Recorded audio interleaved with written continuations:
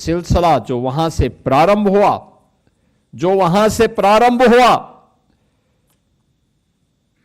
1952 रहा हो,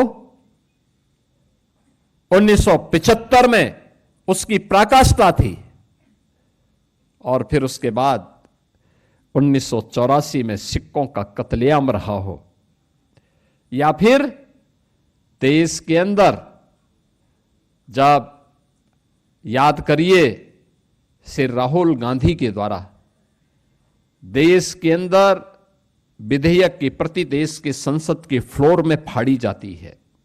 ये सभी कृत्य अलोकतांत्रिक हैं, संविधान का अपमान करने वाले हैं, भारत के महान स्वतंत्रता संग्राम सेनानियों की भावनाओं के विरुद्ध आचरण करने वाले हैं, और इस कृत्य के साथ कांग्रेस का इतिहास जुड़ता हुआ दिखाई देता है।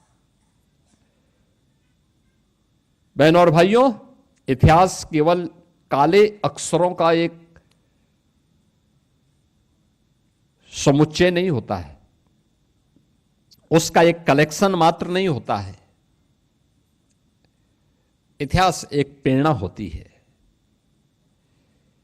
इतिहास हम सबको एक अवसर देती है गलतियों की परिमार्जन करने का और गौरवशाली क्षणों से प्रेरणा प्राप्त करने का। आज का दिवस भी हम सब आज अगर लोकतांत्रिक मूल्यों के साथ अपने मौलिक अधिकारों के साथ एक भारत श्रेष्ठ भारत को अपनी आंखों से होते हुए देख रहे हैं, तो भारत के लोकतंत्र के कारण है। एक सामान्य परिवार में पैदा होने वाला व्यक्ति देश का प्रधानमंत्री और देश का राष्ट्रपति बन सकता है, इसलिए क्योंकि भारत एक लोकतांत्रिक देश है।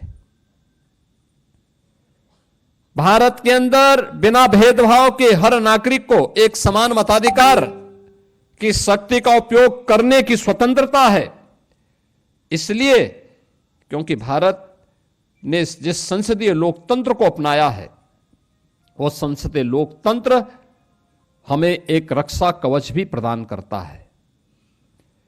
भारत ने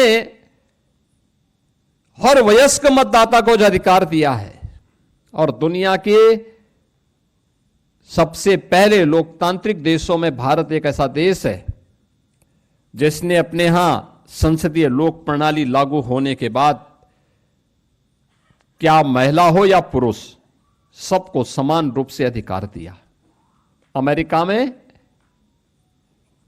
या इंग्लैंड में उनका लोकतंत्र लागू होने के कई वर्षों के बाद, कई दशकों के बाद वहां की महिलाओं को मत देने का अधिकार प्राप्त हुआ। उन देशों में कई वर्षों तक, कई दशकों तक उन चंद लोगों को ही मताधिकार का उपयोग करने की स्वतंत्रता होती थी।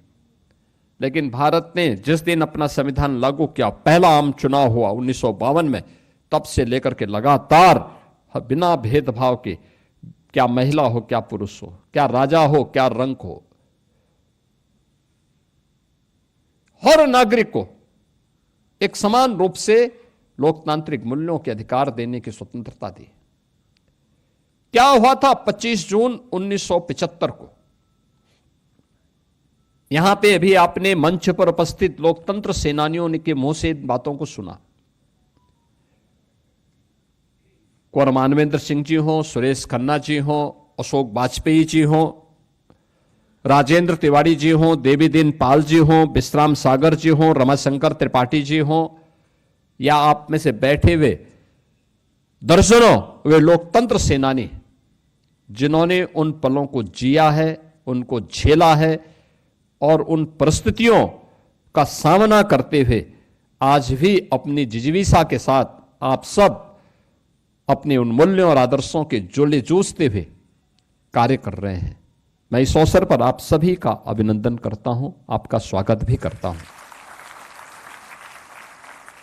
कांग्रेस को अपने इस कृत्य के लिए देश की जनता से माफी मांगने की भी मैं आज यहां पे मांग करता हूं, उसे माफी मांगनी चाहिए देशवासियों से, भारत के नागरिकों से, उन दलितों से, वंचितों से, गरीबों से, जिनकी आवाज बाबा साहब भीमराव अंबेडकर की लेखनी के माध्यम से संविधान के अधिकार के रूप में उन नागरिकों को प्राप्त होती है। उन गरीबों से, उन वंचितों से माफी मांगनी चाहिए, जिनकी आवाज को दबाने का काम कांग्रेस ने लगातार किया है, और वे चेहरे आज बेनकाब हो रहे हैं। आपने देखा होगा, समाजवादी पार्टी हो या आरजेडी, अन्य दिनों में इनकी प्रेस वार्ताएं होती हैं, इनके ट्वीट होते हैं। आज आपातकाल के इस काले अध्याय पर, संविधान की हत्या के इस दिवस पर उनका कोई ट्वीट नहीं आया, कोई ट्वीट नहीं आया। खन्ना जी ने यहां बताया है, स्वर्गीय मुलायम सिंह जी, स्वर्गीय जयप्रकाश जी रहे हों,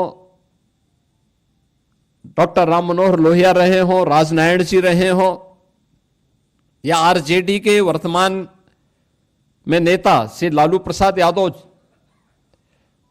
लालू जी हों, ये सभी संविधान का गला घोंटने के खिलाफ किए जा रहे आंदोलन का हिस्सा थे। अटल जी विपक्ष के वरिष्ठ नेता थे। सरदेय अटल जी, सरदेय लालकृष्ण आडवाणी जी, सरदेय डॉक्टर मुरली मनोहर जोशी जी, सरदेय राजनाथ सिंह जी, ये सभी वरिष्ठ नेता, राष्ट्रीय स्वयंसेवक संघ के पदाधिकारी हों,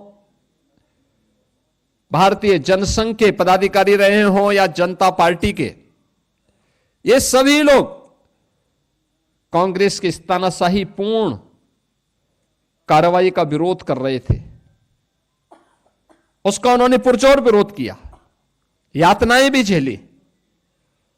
लेकिन आज कौन वे लोग हैं जो कांग्रेस के खिलाफ खड़े तो हुए थे, लेकिन अपनी सत्ता स्वार्थ के लिए आज कांग्रेस के सामने ये नाक रगड़ते हुए दिखाई देते हैं। इनका ये चेहरा भी आज आप सब देख रहे होंगे। ये लोकतंत्र की दुहाई देते हैं, संविधान की दुहाई देते हैं, लेकिन संविधान का गला घोंटने वालों को और बाबा साहब भीमराव अंबेडकर का अपमान करने वालों को अपने गले का हार भी बनाते हैं। ये वही लोग हैं। इनका ये दोहरा चरित्र लोकतंत्र के लिए भी खतरनाक है, और साथ साथ उन मूल्यों और आदर्शों के सामने भी सबसे बड़ी बाधा है जो भारत के स्वाधीनता संग्राम सेनानियों ने जो सपना देखा था। आज का दिन हम सबको उन चेहरों को बेनकाब करने का भी एक अवसर दे रहा है, जिन लोगों ने लोकतंत्र की आड़ में भारत के मूल्यों और आदर्शों को अपने स्वार्थ की बलि चढ़ाने का कुत्सित प्रयास किया। यही तो कांग्रेस करती रही, और आज भी उसी मार्ग पर कांग्रेस हो या समाजवादी पार्टी हो या आरजेडी हो या उनके सहयोगी दल हो, उसी मार्ग का अनुसरण कर रहे हैं। कैसे कांग्रेस ने 25 जून 1975 के बाद लगातार न केवल विधायिका को बल्कि न्यायपालिका और कार्यपालिका के अधिकारों को बंधक बना दिया था। मीडिया, जो लोकतंत्र के चतुर्थ स्तंभ के रूप में मानी जाती है, सेंसरशिप के माध्यम से उनकी बिजली काट दी गई। उस समय विजुअल मीडिया नहीं था, सोशल मीडिया नहीं था, लेकिन प्रिंट मीडिया की प्रिंटिंग के मार्ग में कैसे बाधाएं खड़ी करने का प्रयास किया था। जनसत्ता के बारे में कहते हैं, उन्होंने जो अपनी पूरा संपादकीय कॉलम था ब्लैंक छोड़ा था। विरोध में ब्लैंक छोड़ा था। कुछ समाचार पत्रों ने काले पृष्ठों के साथ अपना पूरा ब्लैंक पेपर बाहर भेजा था, पब्लिक के सामने पहुंचाया था विरोध दर्ज करने के लिए। लेकिन उस समय भी बहुत सारे लोग ऐसे थे जो लोकतंत्र के लिए और भारत के लिए अपने आप को समर्पित भाव के साथ कार्य कर रहे थे। 1 लाख से ज्यादा लोकतंत्र सेनानी गिरफ्तार हुए थे, सैकड़ों पत्रकार गिरफ्तार हुए थे, अधिवक्ता गिरफ्तार हुए थे, समाज के अलग अलग तबके के लोग, क्या चिकित्सक, क्या शिक्षक, क्या अधिवक्ता, क्या किसान, क्या नौजवान, क्या विद्यार्थी, क्या महिला, क्या पुरुष, इन सभी ने बढ़ चढ़ करके लोकतंत्र को बचाने के लिए अपनी पूरी ताकत लगाई। और आज उसी का परिणाम है कि भारत का लोकतंत्र फिर पूरी बुलंदियों के साथ आगे बढ़ रहा है। और अब तो बुलंदियों के साथ क्या भारत, जब हम काले अध्याय, देश के संविधान को कलंकित करने वाले इस अध्याय के 50 वर्ष पूर्ण होने पर इस संगोष्ठी का हिस्सा बन रहे हैं, बहनों और भाइयों, बहुत सारे प्रश्न हम सबके सामने हैं।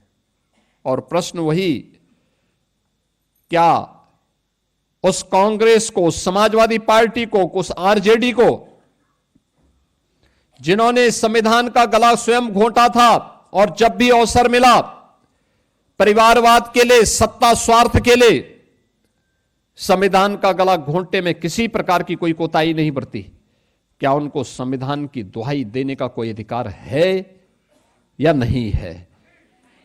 और बहनों और भाइयों, अगर नहीं है तो यह प्रश्न जनता के द्वारा इन लोगों से पूछा जाना चाहिए, किस मुंह से यह संविधान की दुहाई देते हैं? जब इनको अवसर मिला था तो इन्होंने स्वयं ही उसका गला घोंटने का काम किया था। लगातार बाबा साहब भीमराव अंबेडकर के संकल्पों को तुषारपात करते रहे, लगातार ये लोग उन कृत्यों को करते रहे। और आज ये लोग बाबा साहब भीमराव अंबेडकर की या संविधान की दुहाई देकर के आंखों में धूल झोंकने का काम करते हैं। हमें इनको एहसास कराना चाहिए कि नहीं, सच्चाई ये नहीं है। सच्चाई ये है कि जब भी कांग्रेस को, आरजेडी को, समाजवादी पार्टी को या इन लोगों को जब भी मौका मिला, इन्होंने लोकतंत्र के गले को घोंटने में कोई कोताही नहीं बरती। बहनों और भाइयों, आज का दिन हम सब के लिए संविधान बचाने का एक दिवस के एक संकल्प के रूप में है। देश के महान स्वतंत्रता संग्राम सेनानियों के संकल्पों से प्रेरणा ग्रहण करने का एक अवसर देता है। भारत के 144 करोड़ लोगों के उन संकल्पों को आगे बढ़ाने के लिए प्रधानमंत्री मोदी जी के नेतृत्व में एक भारत श्रेष्ठ भारत की जिस परिकल्पना को साकार करने के लिए आज हम काम कर रहे हैं, उन मार्गों का अनुसरण करने का यह दिवस है। आज के इस अवसर पर ये जो लोकतंत्र सेनानी यहां पर आए हैं, इन्होंने उस समय जो कुछ घटित हुआ था उसके बारे में अपने शब्दों से यहां पे अवगत कराने का प्रयास किया। और हमारी भी इच्छा थी आज का दिवस मुख्य रूप से जो उस अभियान का हिस्सा थे उनके मुख से ये बातें आज की पीढ़ी सुने, उस वास्तविकता को अवगत कराएं, कैसे कैसी प्रताड़ना हुई थी। यहां पे जो बोल रहे थे तब भी उन लोगों ने बड़ी सात्विक भाषा में अपनी बातों को कहा, लेकिन उससे भी कठिन दौर से लोग गुजरे थे। और मैं चाहूंगा कि आप जितने लोग आए हैं, बाहर जो एग्जीबिशन लगी हुई है उसको जरूर देखें, उसको जरूर देखें। हमें आने वाली पीढ़ी को बताना पड़ेगा कौन लोग हैं जो देश के साथ धोखा करने वाले लोग हैं, कौन लोग हैं जो संविधान का गला घोंटने वाले लोग हैं, कौन लोग हैं जिन लोगों ने बाबा साहब भीमराव अंबेडकर के सपने को चकनाचूर करने का काम किया था। और आज वही लोग फिर से प्रमाण पत्र लेकर के अपनी साफ गोई के बारे में देश के सामने एक नया चेहरा लेकर के अपने आप को प्रस्तुत करते हैं। हम सबको इससे सावधान होने की आवश्यकता है। आज के इस अवसर पर मैं सभी लोकतंत्र सेनानियों का हृदय से अभिनंदन करता हूं। उत्तर प्रदेश के अंदर जो हमारे लोकतंत्र सेनानी हैं, इन लोकतंत्र सेनानियों की स्थिति को देखते हुए हमने पिछली बार जब मेरे सामने प्रस्ताव आया था, हमने उनकी मासिक पेंशन की राशि को बढ़ोतरी की थी और इस बार हम उनको घोषणा कर रहे हैं कि उनको कैशलेस उपचार की व्यवस्था उनके और उनके परिवार के सदस्यों के लिए हम लोग इस अवसर पर प्रदेश के अंदर लागू करेंगे, जिससे उनको इसकी सुविधा का लाभ प्राप्त हो सके। और मैं तो सभी लोकतंत्र सेनानियों से अपील करूंगा, सभी लोकतंत्र सेनानियों से अपील करूंगा कि वे अपने अपने जनपद में जाकर के इन चेहरों को बेनकाब जरूर करें, जिन्होंने संविधान का गला घोंटने का काम किया था, जिन्होंने 1975 में संविधान का गला घोंटने का काम किया था। और लगातार वे लोग, जब भी उन्हें अवसर प्राप्त हुआ है, वे लगातार भारत के संविधान का अपमान किए हैं। ऐसे लोगों को बेनकाब करने के लिए आपातकाल की उन दर्द भरी स्थितियों के बारे में उनको प्रत्येक नागरिक को अवगत करानी, वर्तमान पीढ़ी को बताई जाने की आवश्यकता है, क्योंकि 50 साल का एक कालखंड, ये लगभग 2 युगों के बराबर है। ये 2 युग, ये 2 पीढ़ियां आ चुकी हैं। इस पीढ़ी को, वर्तमान पीढ़ी को इसके बारे में अवगत कराई जाने की आवश्यकता है, जिससे ये बातें आने वाली पीढ़ी तक पहुंच सके और आने वाले समय में किसी में भी कोई भी ये दुस्साहस न कर सके कि भारत के संविधान का गला घोंट सके। इन्हीं शब्दों के साथ आप सबके सुखद और मंगलमय जीवन की कामना करते हुए मैं अपनी वाणी को विराम देता हूं।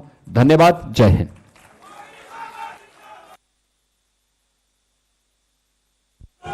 धन्यवाद माननीय मुख्यमंत्री जी। आप सब लोग खड़े, एक बार खड़े हो जाएंगे। राष्ट्रगान के साथ ही एक कार्यक्रम समापन होगा और माननीय मुख्यमंत्री जी ने अभी एक प्रदर्शनी का उद्घाटन किया है, हम सब इसको देख के जाएंगे। एक बार राष्ट्रगान के लिए सब लोग खड़े हो जाएंगे। जन गण मन अधिनायक जय हे भारत भाग्य विधाता। पंजाब सिंध गुजरात मराठा द्राविड़ उत्कल गंगा। विंध्य हिमाचल यमुना गंगा उच्चल जलधि तरंगा।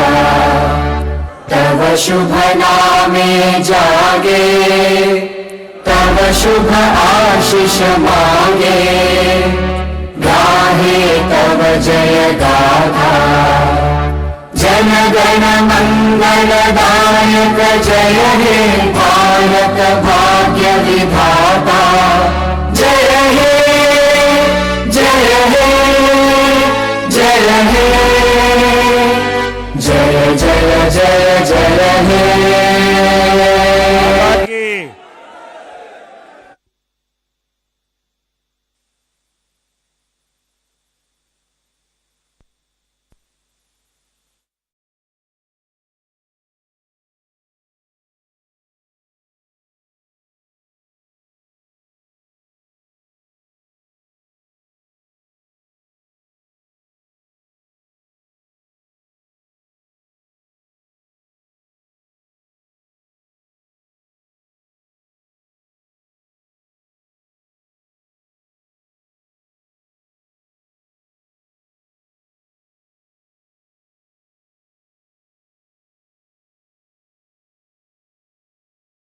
हम लोग जब कार्यालय में रहते हैं,